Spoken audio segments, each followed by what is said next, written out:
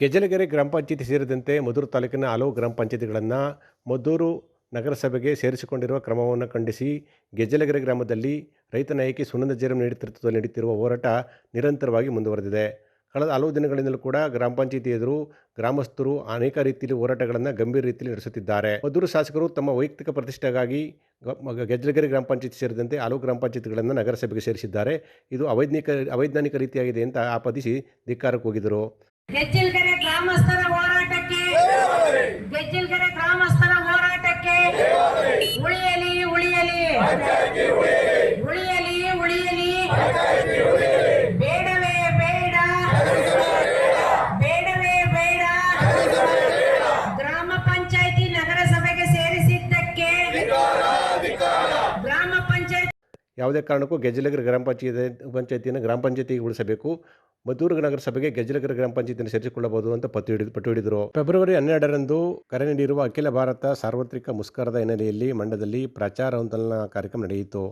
CITU ಮುಖಂಡರಾದ C Kumar ನೇತೃತ್ವದಲ್ಲಿ ಪ್ರಚಾರಾಂದೋಲನಕ್ಕೆ ಚಾಲನೆ ನೀಡಲಾಯಿತು.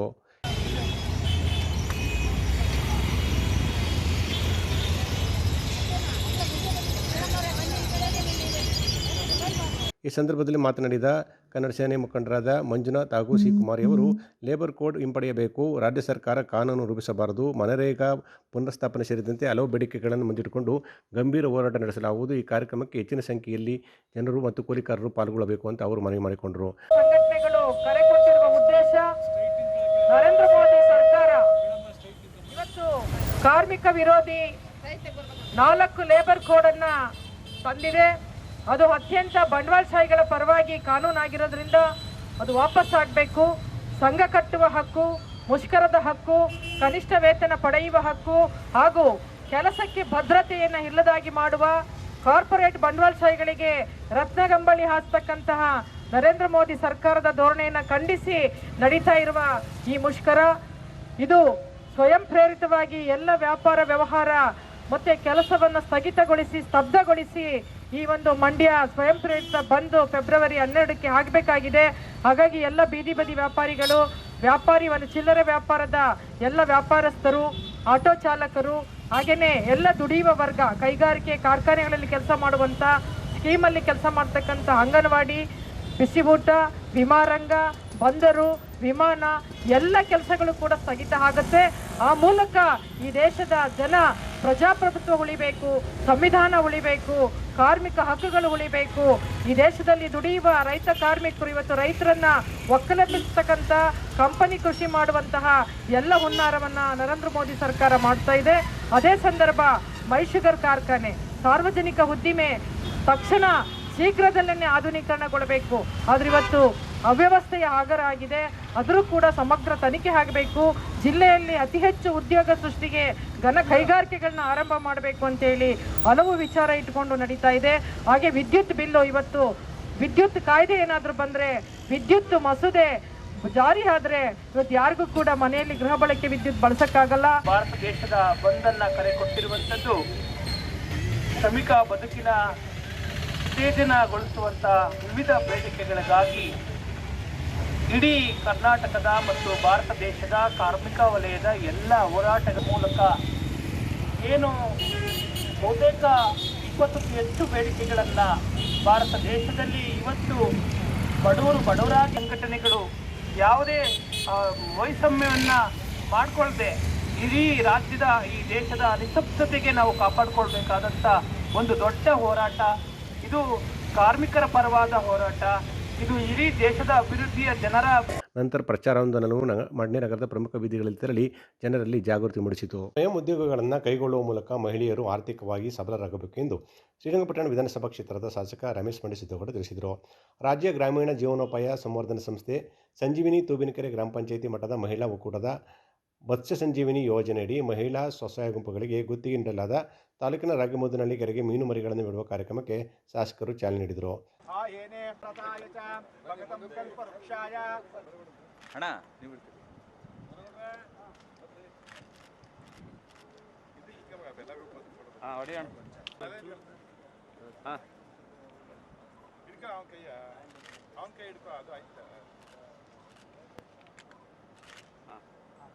ಹೊಟ್ಟೆ ನೀನು ಬೀಳ್ತದೆ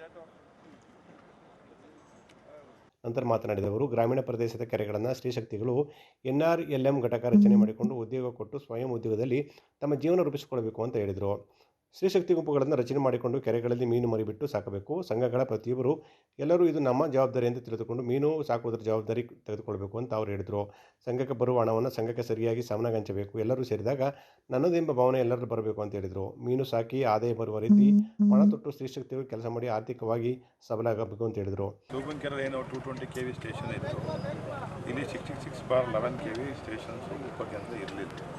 ಅದನ್ನು ಇವತ್ತು ಮಾಡಲಿಕ್ಕೆ ಚಾಲನೆ ಕೊಟ್ಟಿದ್ದೀವಿ. ಇದರಿಂದ ಈ ಭಾಗದಲ್ಲಿ ಇರ್ತಕ್ಕಂಥ ನಮಸ್ಕೊಂಡಹಳ್ಳಿ, ಉಳ್ಕೆರೆ ಕೊಪ್ಪಳು, ಕೊಡೆಯಾಲ, ಬಿಹಳ್ಳಿ, ಹುಣಸನಹಳ್ಳಿ, ತೂಬಂಕೆರೆ, ರಾಗಿಮುದ್ನಹಳ್ಳಿ, ಎಲೆಚಾಕಿನಹಳ್ಳಿ, ನೊದೆ ಕೊಪ್ಪಳು, ಎಲಿಯೂರು, ಯರಹಳ್ಳಿ ಈ ಭಾಗದ ರೈತರಿಗೆ ಏನಿದ್ದಾರೆ ಅವ್ರಿಗೆ ನಿರಂತರವಾಗಿ ಅನ್ಇಂಟ್ರಪ್ಷನ್ಸ್ ವಿದ್ಯುತ್ತನ್ನು ಕೊಡ್ಬೋದು. ಜೊತೆಗೆ ಸಮರ್ಪಕವಾಗಿ ವಿದ್ಯುತ್ತನ್ನು ಕೊಡ್ಬೋದು. ಯಾವುದೇ ವೋಲ್ಟೇಜ್ ಫಾಲ್ಟ್ಸ್ ಬರೋದಿಲ್ಲ, ಯಾವುದೇ ತೊಂದರೆ ಇಲ್ಲದಂಗೆ. ಇದೇನಿಗೆ ನಾವು ಎಲ್ಲವನ್ನು ಮಂಡ್ಯದ MESS ಮೇಲೆ ನಾವು ಭಾರ ವಹಿಸಿದ್ದೇವೆ, ಅದನ್ನು ಬೈಫರ್ಕೇಷನ್ ಮಾಡಿ ಈ ಭಾಗದಲ್ಲಿ ಪೂರ್ತಾ ಇರ್ತಕ್ಕಂಥ ಎಲ್ಲ ನಮ್ಮ ರೈತರಿಗೆ ಅನುಕೂಲ ಆಗಲಿ ಅಂತ ಹೇಳಿ ಈ 2x20 MVA ಸ್ಟೇಷನ್ ಅದು ಬ್ರೇಕರ್ಗಳು ಹಾಕಿ ಮಾಡ್ತಾಯಿದ್ದೀವಿ. 20 MVA ಅಂದರೆ ತುಂಬ ಇನ್ನೂ ಒಂದು 10-15 ವರ್ಷ ಇದ್ರದ್ದು ಯಾವುದೇ ಸಮಸ್ಯೆ ಬ್ರೇಕರ್ಗಳಿಗೆ ಸಮಸ್ಯೆ ಬರೋದಿಲ್ಲ.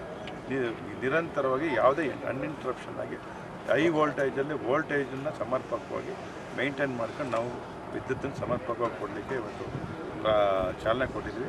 ಆದಷ್ಟು ಬೇಗ ಇನ್ನು 6-8 ತಿಂಗಳಲ್ಲಿ ಇದು ಕೆಲಸ ಮಾಡಿ ಇದಕ್ಕೆ ಬೇಕಾದಂಥ ಸಂಪರ್ಕ ಏನು ಇಲ್ಲಿಂದ ಡಿಸ್ಟ್ರಿಬ್ಯೂಷನ್ ಲೈನ್ಗಳು ಹೋಗಬೇಕು ಅದನ್ನು ಸಹ ಇನ್ನು 8 ತಿಂಗಳಲ್ಲಿ ಕಂಪ್ಲೀಟ್ ಮಾಡೋದಕ್ಕೆ ಚಾಲನೆ ಕೊಡ್ತೀವಿ. ರೈತರು ಇದನ್ನು ಉಪಯೋಗಿಸ್ಕೋಬೇಕು. ರೈತರಿಗೋಸ್ಕರ ಇದೊಂದು ಮಾಡ್ತಕ್ಕಂಥದ್ದು. ಸಣ್ಣ ಪುಟ್ಟ ತೊಂದರೆ ಆಗ್ತದೆ. ಆ ಸಣ್ಣ ಪುಟ್ಟ ತೊಂದರೆ ಆಗದೇ ಇದ್ದಂಗೆ ಎಷ್ಟು ನಾವು ಅದನ್ನು ಬಗೆಹರಿಸ್ಕೊಂಡು ಮಾಡ್ಬೋದು ಮಾಡ್ತೀವಿ. ರೈತರು ಸಹಕಾರ ಕೊಡ್ತೀನಿ. ಇದು ಈ ಭಾಗದ ಜನಕ್ಕೆ ಅತ್ಯಂತ ಉಪಯೋಗವಾದಂಥ ಒಂದು ಕೆಲಸ ಅಂತ ಹೇಳಲಿಕ್ಕೆ ನಾನು ಇಚ್ಛೆ.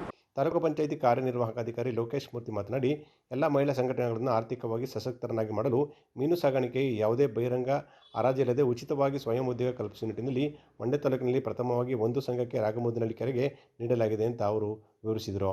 ಈ ಸಂದರ್ಭದಲ್ಲಿ ತೂಬಿನಕೆರೆ ಗ್ರಾಮ ಪಂಚಾಯಿತಿ PDO ಕಲಾ ಮೀನುಗಾರಿಕೆ ಇಲಾಖೆ ಲೋಕೇಶ್, ಮುಖಂಡರಾದ ಮಂಜುನಾಥ್, ಪುರುಷೋತ್ತಮ್ ಸೇರಿದಂತೆ ಅನೇಕರು ಭಾಗಿಯಾಗಿದ್ದರು. ಸಕ್ಕರ್ನಾಡು ಮಂಡ್ಯದಲ್ಲಿ ಮತ್ತೊಂದು ಸರ್ಕಾರಿ ಕಚೇರಿಯನ್ನು ಜಪ್ತಿ ಮಾಡಲಾಗಿದೆ. ಮಂಡ್ಯ ಜಿಲ್ಲೆಯಲ್ಲಿ ಸರ್ಕಾರಿ ಅಧಿಕಾರಿಗಳ ನಿರ್ಲಕ್ಷ್ಯಕ್ಕೆ ಕೋರ್ಟ್ನಿಂದ ಈಗಾಗಲೇ 4 ಕಚೇರಿ ಜಪ್ತಿ ಆದೇಶ ಹೊರಬಿದ್ದಿದೆ. ಅರಣ್ಯ ಇಲಾಖೆ ಕಚೇರಿಯನ್ನು 5ನೇ ಜಪ್ತಿ ಆದೇಶ ಹೊರಬಿದ್ದಿದೆ. ಗುತ್ತಿಗೆದಾರ ಮಾಡಿದ ಕಾಮಗಾರಿ ಕೆಲಸಕ್ಕೆ ಬಿಲ್ ಕೊಡದೆ ಸತಾಯಿಸುತ್ತಿದ್ದ ಹಿನ್ನೆಲೆಯಲ್ಲಿ ಅಧಿಕಾರಿಗೆ ಜಡ್ಜೊಬ್ಬರು ಶಾಕ್ ಕೊಟ್ಟಿದ್ದಾರೆ. ಕಚೇರಿ ಜಪ್ತಿ ಆದೇಶ ನೀಡಿ ಭ್ರಷ್ಟ ಅಧಿಕಾರಿಗಳಿಗೆ ನ್ಯಾಯಾಧೀಶರು ಬಿಸಿ ಮುಟ್ಟಿಸಿದ್ದಾರೆ.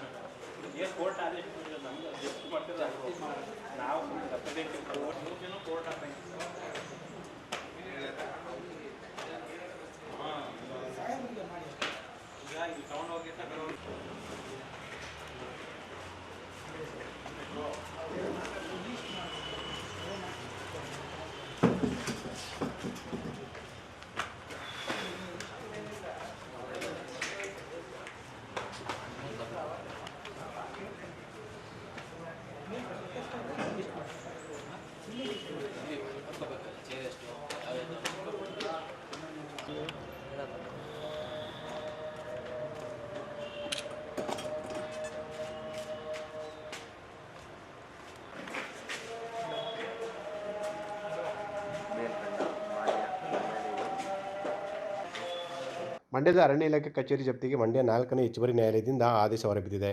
ನಾಗಮಂಗಲದ ಮಲ್ಲಿನಗೌಡನಹಳ್ಳಿಯ ಗುತ್ತಿಗೆದಾರರಾದ ಸುರೇಶ್ ಹಾಗೂ ರಾಜಣ್ಣ ಹಲವೆಡೆ ಮುಳ್ಳುತಂತಿ ಕಾಮಗಾರಿ ನಡೆಸಿದರು. 2022-23ನೇ ಸಾಲಿನಲ್ಲಿ ನಾಗಮಂಗಲ ಮಂಡ್ಯ ಅರಣ್ಯ ಪ್ರದೇಶದಲ್ಲಿ 41 ಕಿಲೋಮೀಟರ್ ಮುಳ್ಳುತಂತಿ ಕಾಮಗಾರಿ ನಡೆಸಿದರು. ಕಾಮಗಾರಿ ನಡೆಸಿದ 2.52 ಕೋಟಿ ಹಣ ಕೊಡದೆ ಸತಾಯಿಸುತ್ತಿದ್ದರು ಅಧಿಕಾರಿಗಳು. ಈ ಬಗ್ಗೆ ಗುತ್ತಿಗೆದಾರರ ಕಾಮಗಾರಿ ಹಣಕ್ಕಾಗಿ ಹೈಕೋರ್ಟ್ಗೆ ಮೊರೆ ಹೋಗಿದ್ದರು. 4 ತಿಂಗಳ ಹಿಂದೆ ಗುತ್ತಿಗೆದಾರನಿಗೆ ಹಣ ಕೊಡುವಂತೆ ಹೈಕೋರ್ಟ್ ಆದೇಶ ಮಾಡಿತ್ತು.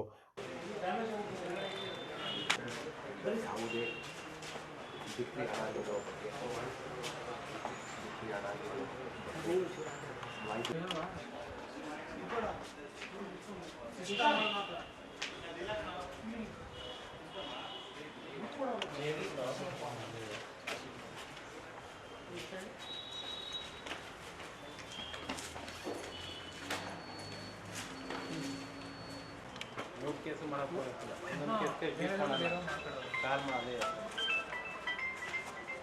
ನಮಗೆ 1% ಹೊರಗೆ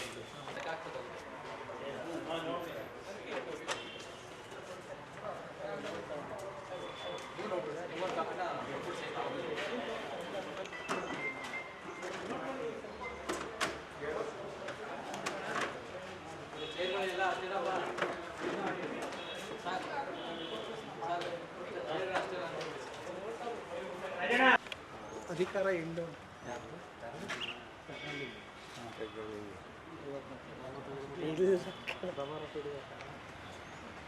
ಏಜೆನ್ಸಿ ಅಕೌಂಟ್ ಟ್ರಾನ್ಸ್ಫರ್ ಮಾಡಿ ಹೈಕೋರ್ಟ್ ಆದೇಶ ಉಲ್ಲಂಘಿಸಿ ಅಧಿಕಾರಿ ಉದ್ದಟತನ ತೋರಿದ್ರು. ಅಧಿಕಾರಿ ಉದ್ದಟತನಕ್ಕೆ ಕೋರ್ಟ್ ಜಡ್ಜ್ನಿಂದ ಕಚೇರಿ ಜಪ್ತಿಗೆ ಆದೇಶ ಹೊರಬಿದ್ದಿದೆ. 15 ದಿನಗಳ ಕಾಲಾವಕಾಶ ಡಿಸಿಎಫ್ ಕೇಳಿದ್ದಾರೆ. ಆದರೂ ನ್ಯಾಯಾಲಯದ ಆದೇಶ ಪಾಲಿಸಬೇಕು ಅಂತ ಜಪ್ತಿ ಮಾಡಲಾಗಿದೆ. ಆದೇಶ ಪ್ರತಿತಂದು ಕಚೇರಿಯಲ್ಲಿದ್ದ ಕಂಪ್ಯೂಟರ್ ಸೇರಿ ಪೀಠೋಪಕರಣಗಳನ್ನು ಗುತ್ತಿಗೆದಾರರು ಒತ್ತೊಯ್ದ ಪ್ರಕರಣ ಜರುಗಿದೆ. ಪ್ರತಿ ವಿಧಾನಸಭಾ ಕ್ಷೇತ್ರದಲ್ಲಿ ಬಿಜೆಪಿಯಿಂದ ತಾಲೂಕು ಪಂಚಾಯಿತಿ, ಗ್ರಾಮ ಪಂಚಾಯಿತಿ ಚುನಾವಣೆ ಬಗ್ಗೆ ಕಾರ್ಯಕರ್ತರಿಗೆ ಸೂಚನೆ ನೀಡಲಾಗಿತ್ತು. ಪಕ್ಷ ಸಂಘಟನೆ ಕಾರ್ಯಕ್ರಮ ನಡೀತಿದೆ ಅಂತ ಮಂಡ್ಯದಲ್ಲಿ ಮಾಜಿ ಶಾಸಕ ಮತ್ತು ಬಿಜೆಪಿ ಪ್ರಧಾನ ಕಾರ್ಯದರ್ಶಿ ಪ್ರೀತಮ್ ಗೌಡ ಹೇಳಿದ್ದಾರೆ. ಚುನಾವಣೆ ಸಿದ್ಧತೆ ಬಗ್ಗೆ ಚರ್ಚೆ ನಡೆಸಲಾಗಿದೆ. ಬಿಜೆಪಿ ಕಾರ್ಯಕರ್ತರು ಚುನಾವಣೆಗೆ ಸಜ್ಜಾಗಬೇಕು. ಚುನಾವಣೆ ಯಾರ ಬಗ್ಗೆ ಚರ್ಚೆ ಮಾಡ್ತಾರೆ? ಮೈತ್ರಿ ತೀರ್ಮಾನ ಸಭೆಯಲ್ಲಿ ತೀರ್ಮಾನ ಆಗಲ್ಲ. ರಾಷ್ಟ್ರೀಯ ಮಟ್ಟದಲ್ಲಿ ಮೈತ್ರಿ ವಿಚಾರ ಚರ್ಚೆಯಾಗಿದೆ ಅಂತ ಹೇಳಿದರು. ಬಿಜೆಪಿ ಪ್ರತಿ ಬೂತ್ನಲ್ಲಿ ನಮ್ಮದೇ ಚಾಪು ಶಕ್ತಿ ಇದೆ. ಹಿಂದೆ ಹಾಗೂ ಇಂದಿನ ಶಕ್ತಿ ಬೇರೆ ಬೇರೆ ಇದೆ. ಬಿಜೆಪಿ ಪ್ರಸ್ತುತ ಶಕ್ತಿಯಾಗಿದ್ದೇವೆ. ಮಂಡ್ಯದಲ್ಲಿ ಬಿಜೆಪಿ ಬಲಾಢ್ಯವಾಗಿದೆ ಅಂತ ಹೇಳಿದರು. ಸ್ಥಳೀಯ ಚುನಾವಣೆಯಲ್ಲಿ ಬಿಜೆಪಿ ಶಕ್ತಿಯುತವಾಗಿದೆ. ಕಾರ್ಯಕರ್ತರ ಅಪೇಕ್ಷೆ ಇದೆ. ಕಾರ್ಯಕರ್ತರು ಗೆಲ್ಲಿಸಬೇಕು ಅಂತ ಅವರು ತಿಳಿಸಿದರು. ಮೈತ್ರಿ ರಾಷ್ಟ್ರೀಯ ಮಟ್ಟದಲ್ಲಿ ಆಗೋವಂಥ ವಿಚಾರ. ಹಾಗಾಗಿ ಮೈತ್ರಿಯ ಒಳಗೆ ಯಾವ ರೀತಿಯಾಗಿ ನಡಿಬೇಕು, ಯಾವ ರೀತಿಯಾಗಿ ಕಾರ್ಯಕರ್ತರಿಗೆ ಶಕ್ತಿ ತುಂಬಬೇಕು ಅನ್ನೋದ್ರ ಬಗ್ಗೆ ಸಲಹೆಗಳು ಬಂದಿದೆ. ಆದರೆ ಮೈತ್ರಿಯ ತೀರ್ಮಾನವನ್ನು ಮಾಡೋದ್ರ ಬಗ್ಗೆ ಯಾವುದು ಈ ಸಭೆಯಲ್ಲಿ ಚರ್ಚೆ ಆಗಲ್ಲ. ಅದು ನಮ್ಮ ರಾಷ್ಟ್ರೀಯ ಅಧ್ಯಕ್ಷರು ಸೇರಿದಂತೆ ಕೇಂದ್ರ ಗೃಹ ಮಂತ್ರಿಗಳ ನೇತೃತ್ವದಲ್ಲಿ ತೀರ್ಮಾನ ಆಗುತ್ತೆ. ರಾಜ್ಯದ ಮೀಟಿಂಗ್ನಲ್ಲಿ ಜಿಲ್ಲಾ ತಂಡ ಏನು ತಮ್ಮ ಅನಿಸಿಕೆಯನ್ನು ಹೇಳಿದರು, ಆ ಅನಿಸಿಕೆಯನ್ನು ಒಳಗೊಂಡಂತೆ ಈಗ ಪ್ರತಿ ಗ್ರಾಮ ಮತ್ತು ನಮ್ಮ ಬೂತ್ನಲ್ಲಿ ಏನು ವಿಚಾರಗಳಿದೆ ಅದ್ರ ಬಗ್ಗೆ ನಾವು ಚರ್ಚೆ ಮಾಡೋದಕ್ಕೆ ಇವತ್ತು ಬಂದ್ವಿ. ನಾವು ಭಾರತೀಯ ಜನತಾ ಪಾರ್ಟಿ ಪ್ರತಿ ಬೂತ್ನಲ್ಲಿ ನಮ್ಮದೇ ಆದಂಥ ಶಕ್ತಿಯನ್ನಿರೋ ಕಾರಣಕ್ಕೆ ಮಂಡ್ಯದಲ್ಲಿ ಒಂದು ಪ್ರಸ್ತುತ ರಾಜಕೀಯ ಪಕ್ಷವಾಗಿ ಹೊರಹೊಮ್ಮಿದ್ದೀವಿ. ನೀವು 8-10 ವರ್ಷದ ಹಿಂದಿನ ಭಾರತೀಯ ಜನತಾ ಪಾರ್ಟಿ ಮಂಡ್ಯ ಜಿಲ್ಲೆಗೆ ಸೀಮಿತವಾಗಿ ಮಾತನಾಡೋದಾದರೆ ಅವತ್ತಿದ್ದ ಪರಿಸ್ಥಿತಿಗೂ ಇವತ್ತಿದ್ದ ಪರಿಸ್ಥಿತಿಗೂ ಭಾಳ ವ್ಯತ್ಯಾಸ ಇದೆ. ನಾವು 2019ರಲ್ಲಿ NDA ಗೆದ್ದಿದ್ವಿ, 2024ರಲ್ಲೂ NDA ಗೆದ್ದಿದ್ದೀವಿ. ಅದರ ಅರ್ಥ ಅಂದರೆ ಅವತ್ತು ಇಂಡಿಪೆಂಡೆಂಟ್ ಕ್ಯಾಂಡಿಡೇಟ್ ನಿಂತಿದ್ರು, BJP ಬೆಂಬಲಿತ ಅಭ್ಯರ್ಥಿಯಾಗಿ ಗೆದ್ದರು. ಇವತ್ತು NDA ಅಭ್ಯರ್ಥಿಯಾಗಿ JDSನಿಂದ ಕುಮಾರಸ್ವಾಮಿ ಅವರು ಸ್ಪರ್ಧೆ ಮಾಡಿದ್ರು, ಅವ್ರಿಗೂ ಕೂಡ ಜಯಗಳಿಸಿದೆ. ಅಂದರೆ NDAಗೆ ತಂದೆ ಆದಂಥ ಶಕ್ತಿ ಮಂಡ್ಯ ಜಿಲ್ಲೆಯಲ್ಲಿದೆ. ಅದರಿಂದ ಸಿದ್ದರಾಮಣ್ಣವ್ರು ಬೈ ಎಲೆಕ್ಷನ್ ನಿಂತಿದ್ರು, 2.25 ಲಕ್ಷ ವೋಟನ್ನು ತೆಗೆದುಕೊಂಡಿದ್ವಿ. ಭಾರತೀಯ ಜನತಾ ಪಾರ್ಟಿಯಾಗಿ ಪಕ್ಷಕ್ಕೂ ಶಕ್ತಿ ಇದೆ. NDA ಅಭ್ಯರ್ಥಿಯಾಗಿ 2 ಬಾರಿ ಅಭ್ಯರ್ಥಿಗಳನ್ನು ಗೆಲ್ಲಿಸ್ಕೊಳ್ಳೋದ್ರ ಮುಖೇನ ಗಮನಾರ್ಹ ಸಾಧನೆ ಮಾಡಿದ್ದೀವಿ. ಮತ್ತು BJP ಹೊರತಾಗಿ ಮಂಡ್ಯದಲ್ಲಿ ರಾಜಕಾರಣ ಅಥವಾ ಫಲಿತಾಂಶ ಬರುತ್ತೆ ಅಂತೇಳಿ ಇವತ್ತು ಕಾಂಗ್ರೆಸ್ ಅಥವಾ ಜನತಾದಳ ಎರಡೂ ಕೂಡ ಹೇಳೋ ಪರಿಸ್ಥಿತಿಯಲ್ಲಿಲ್ಲ. ನಾವು ಒಂದು ಪ್ರಸ್ತುತ ಶಕ್ತಿಯಾಗಿ ಹೊರಹೊಮ್ಮಿದ್ದೀವಿ. ವಿತೌಟ್ BJP, JDS ಆಗಲಿ ಕಾಂಗ್ರೆಸ್ ಆಗಲಿ ಮಂಡ್ಯ ರಾಜಕಾರಣದ ತೀರ್ಮಾನಗಳು ಮಾಡೋ ಮಟ್ಟಿಗಂತೂ ನಾವು ನಿರ್ಲಕ್ಷ್ಯಕ್ಕೆ ಒಳಗಾಗೋಂಥ ಯಾವುದೇ ಸಂದರ್ಭ ಇಲ್ಲ. ಪ್ರಸ್ತುತವಾಗಿ BJP ಬಲಾಢ್ಯವಾಗಿದೆ, ಶಕ್ತಿಯುತವಾಗಿದೆ. ಅದರಲ್ಲಿ ಯಾವುದೇ ಅನುಮಾನ ಬೇಡ. ನಾವು ಆತ್ಮಪೂರ್ವಕವಾಗಿ ರಾಜಕೀಯ ಶಕ್ತಿಯನ್ನು ನಿಖಿಲ್ ಅವರ ತಂದೆಗೆ ದಾರಿ ಎರೆದಿದ್ದೇವೆ ಅಂತ ಮಾಜಿ ಸಚಿವ KC ನಾರಾಯಣಗೌಡ ಹೇಳಿದರು. ಮಂಡ್ಯದಲ್ಲಿ ಸುದ್ದಿಗಾರರು ಮಾತನಾಡಿದವರು, MP ಚುನಾವಣೆಯಲ್ಲಿ ವರಿಷ್ಠರ ಮನವಿಗೆ ಒಟ್ಟಾಗಿದ್ದೇವೆ. ನಮಗೆ ನೋವಿತ್ತು. ಶಕ್ತಿ ತುಂಬುವ ಚುನಾವಣೆ ಮಾಡಿದ್ದು. ಕುಮಾರಸ್ವಾಮಿ ಸ್ಪಂದಿಸುವ ಕೆಲಸ ಮಾಡಿಲ್ಲ. ನಮ್ಮ ಕಾರ್ಯಕರ್ತರನ್ನು ಕಡೆಗಣಿಸಿದ್ದಾರೆ ಅಂತ ಹೇಳಿದರು. ಅವರಿಂದ ಯಾವುದೇ ಸಹಾಯವಾಗಿಲ್ಲ. ನಾವೇ ಒಂದು ತಂಡ ಕಟ್ಟಿ ಕೇಂದ್ರಕ್ಕೆ ಹೋಗ್ತೇವೆ. ಶೀಘ್ರದಲ್ಲೇ ರಾಷ್ಟ್ರೀಯ ನಾಯಕರನ್ನು ಭೇಟಿ ಮಾಡಿ JDS ಕಾರ್ಯಕರ್ತರ ಕಿತಾಪತಿ ನಿಲ್ಲಿಸಬೇಕು. ಕೇರ್ಪೇಟೆ ತಾಲೂಕಿನಲ್ಲಿ ತುಂಬ ಕಾಟ ಕೊಡ್ತಾರೆ ಅಂತ ನಾರಾಯಣಗೌಡ ಹೇಳಿದರು. ಕರ್ನಾಟಕದಲ್ಲಿ ರಾಜ್ಯಾಧ್ಯಕ್ಷರಾಗ್ಬೋದು, ನಮ್ಮ ಇವ್ರ ಪ್ರಧಾನ ಕಾರ್ಯದರ್ಶಿಗಳು ಇರ್ಬೋದು, ಇವ್ರಿಗೆ ನೋವನ್ನ ತರಬಾರ್ದು ಅಂತೇಳಿ ಕಾಯ್ತಾ ಇದ್ದೀವಿ. ಶೀಘ್ರದಲ್ಲಿ ಇದಾಗುತ್ತೆ ಅಂತ ನಾನು ಹೇಳಿಕ್ ಬಯಸ್ತಾ ಇದ್ದೀನಿ. ಕಾಟ ಅಂದ್ರೆ JDS ಕಾರ್ಯಕರ್ತರು. ನಮ್ಗೇನಂತ ಕಾಟ ಕೊಡೋ ಅಷ್ಟೊಂದು ದೊಡ್ಡದಾಗಿ ಬೆಳೆದಿಲ್ಲ ಅವರು. ಆದ್ರೆ ನಮ್ಮ ಕಾರ್ಯಕರ್ತರು ಕಾಟ ಕೊಡ್ತಾ ಇರುವಂಥದ್ದನ್ನ ಅದನ್ನ ಶೀಘ್ರದಲ್ಲೇ ನಿಲ್ಲಿಸಬೇಕು ಅಂತೇಳಿ ಪ್ರೀತಮ್ ಗೌಡ್ರಿಗೂ ನಾವು ಗಮನಕ್ಕೆ ತರ್ತಾ ಇದ್ದೀವಿ. ರಾಜ್ಯಾಧ್ಯಕ್ಷರಿಗೆ ಪ್ರೀತಮ್ ಗೌಡ್ರನ್ನ ಮೂಲಕ ಈಗ ಹೋಗಬೇಕು. ಯಾಕೆ ಅಂತ ಹೇಳಿದ್ರೆ ನಾವು ಇವತ್ತಿನ ದಿನ ಇಡೀ ದೇಶದಲ್ಲಿ ನಮ್ಮ BJP ಶಕ್ತಿಶಾಲಿಯಾಗಿ ಮೋದಿಯವರು ಒಳ್ಳೆ ಕೆಲಸಗಳನ್ನು ಮಾಡ್ತಾ ಇದ್ದಾರೆ. ನಾವು ಒಳ್ಳೆ ಇಶ್ಯೂದೆಲ್ಲ ಹೆಸರು ಬರ್ತಾ ಇದೆ. ಅದಕ್ಕಾಗಿ ನಾವು ಗೊಂದಲವನ್ನು ಯಾವುದೇ ಕಾರಣಕ್ಕೆ ಕೂಡಬಾರ್ದು. ನಮ್ಮ ರಾಜ್ಯ ಅಧ್ಯಕ್ಷರಿಗೂ ಧಕ್ಕೆಯನ್ನು ತರಬಾರ್ದು, ನಮ್ಮ ಕಾರ್ಯದರ್ಶಿಗಳಿಗೂ ಧಕ್ಕೆಯನ್ನು ತರಬಾರ್ದು ಅಂತೇಳಿ ಕಾಯ್ತಾ ಇದ್ದೀವಿ. ಇಲ್ಲ, ಇಡೀ ಜಿಲ್ಲೆಯಲ್ಲಿ ಕಾರ್ಯಕರ್ತರು ಅಂತೇಳಿ ಏನೋ ಒಂದು ಕೆಲ್ಸಕ್ಕೆ ಹೋಗಿರ್ತಾರೆ MLA ಅವ್ರ ಹತ್ರ. ನಮ್ಮ ತಾಲೂಕಿಂದ ನಾನು ಹೇಳಿಕ್ಕೆ ಬಯಸ್ತಾ ಇದ್ದೀನಿ, ನಾವು ಹೇಳಿರ್ತೀವಿ ಹೋಗ್ರಪ್ಪ ಶಾಸಕರ ಹತ್ರ ಕೆಲಸ ಮಾಡಿಸ್ಕೊಳ್ಳಿ ಅಂತೇಳಿ. ಯಾಕೆಂದ್ರೆ ನಾವು ಇದಕ್ಕೆ ಮಾಡಿದ್ದೀವಿ ಅಪಕ್ಷಕ್ಕೆ. ನೀವು ನೋಡ್ತಾ ಇರಬೇಕು, ಒಂದು ಕಾಂಟ್ರವರ್ಸಿ ಸ್ಟೇಟ್ಮೆಂಟು ನಾನು ಕೊಟ್ಟಿಲ್ಲ. ಯಾಕೆಂದ್ರೆ ಅಲಯನ್ಸ್ ಆದಮೇಲೆ ನಾನು ಮಾಡಿರೋಂಥ, ನಾನು ತಂದಿರೋ ಅಂಥ ಅನುದಾನವನ್ನು ಭೂಮಿ ಪೂಜೆ ಮಾಡ್ತಾ ಇದ್ದಾರೆ, ಉದ್ಘಾಟನೆಯನ್ನು ಮಾಡ್ತಾ ಇದ್ದಾರೆ. ನಾವು ಅಲಯನ್ಸ್ ಆಗಿದ್ದೀವಿ ಅನ್ನೋದು ಕಾರಣಕ್ಕಾಗಿ ನಾವು ಎಲ್ಲೂ ಬಾಯಿ ಬಿಟ್ಟಿಲ್ಲ. ಹಲಗೂರು ಪಟ್ಟಣದ ನೂತನ ಗ್ರಾಮ ಪಂಚಾಯಿತಿ ಕಾರ್ಯಾಲಯದ ನೂತನ ಕಟ್ಟಡವನ್ನು ಕರ್ನಾಟಕ ರಾಜ್ಯ ಮಾಲಿನ್ಯ ನಿಯಂತ್ರಣ ಮಂಡಳಿ ಅಧ್ಯಕ್ಷರು ಮತ್ತು ಶಾಸಕರಾದ PM ನರೇಂದ್ರ ಸ್ವಾಮಿ ಉದ್ಘಾಟಿಸಿದರು.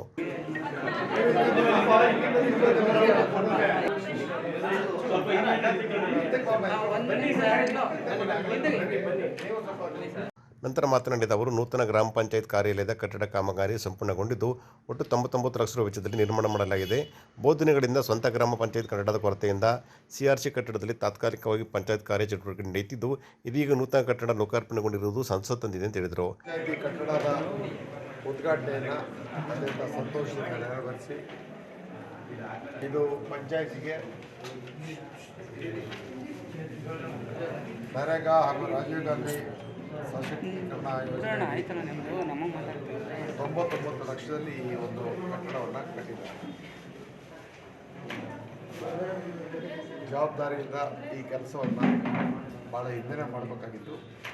ತಡವಾದರೂ ಇದನ್ನು ಜವಾಬ್ದಾರಿಯಿಂದ ಮಾಡೋದಕ್ಕೆ ನಾನು ಎಲ್ಲ ಪಂಚಾಯತಿ ಅಧ್ಯಕ್ಷರು, ಉಪಾಧ್ಯಕ್ಷರು ಮತ್ತು ಸದಸ್ಯರಿಗೂ ಅಭಿನಂದನೆಯನ್ನು ಹೇಳ್ತಾ ಸಂತೋಷದಿಂದ ಇದನ್ನು. ಈ ಸಂದರ್ಭದಲ್ಲಿ ಗ್ರಾಮ ಪಂಚಾಯಿತಿ ಅಧ್ಯಕ್ಷೆ ಗುಲ್ಜಾನ್ ಬಾನು, ಉಪಾಧ್ಯಕ್ಷೆ ಲತಾ, ಸದಸ್ಯರಾದ HK ಮೂರ್ತಿ, ಈರೇಶ್, ಜಮೀಲ್, ಸದುಲ್ಲಾ, ಶಶಿಕಲಾ, ಗ್ರಾಮ ಪಂಚಾಯಿತಿ ಅಭಿವೃದ್ಧಿ ಅಧಿಕಾರಿ ಚಂದಿಲ್, ಕಾರ್ಯದರ್ಶಿ ಶಿವಕುಮಾರ್, ಬಿಲ್ ಕಲೆಕ್ಟರ್ ಆನಂದ್, ಗ್ರಂಥಾಲಯ ಪಾಲಕರ ಶಿವನಂಜು, ಅಟೆಂಡರ್ ರಾಜು ಸೇರಿದಂತೆ ಇತರರು ಹಾಜರಿದ್ದರು.